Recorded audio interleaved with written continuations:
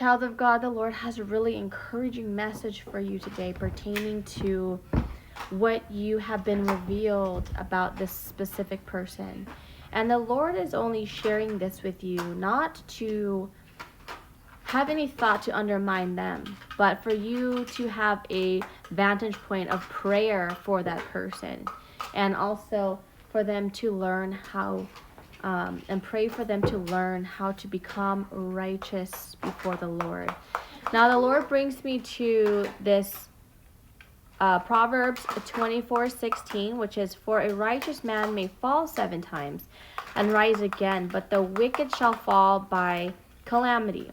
Now the difference in this fallen world is that between a righteous and an unrighteous man is not whether they fall or not, because everybody will fall at one point, but rather what do they do when they fall.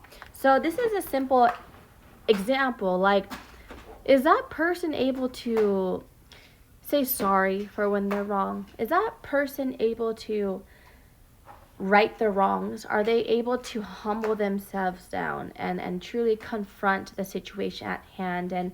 And if they have had any negative thought about you and they're still around you, do they have the confidence or the character to come up and say, you know what?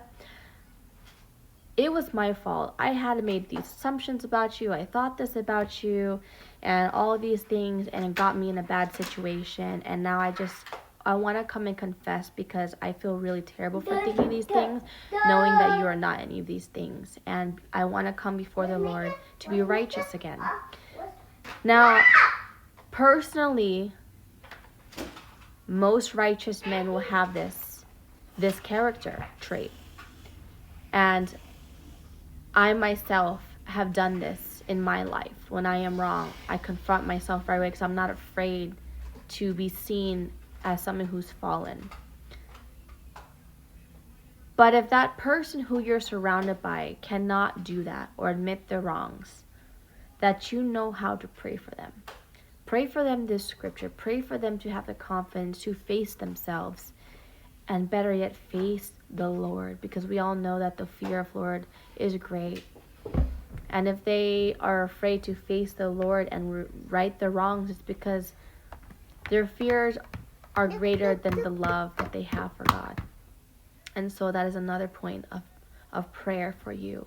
And I pray that this word comes to you well and hear me by the Spirit of God, that we are here to help that person and help the person that you have in mind considering, okay? Bring this back to God and meditate with him on this so that he can give you further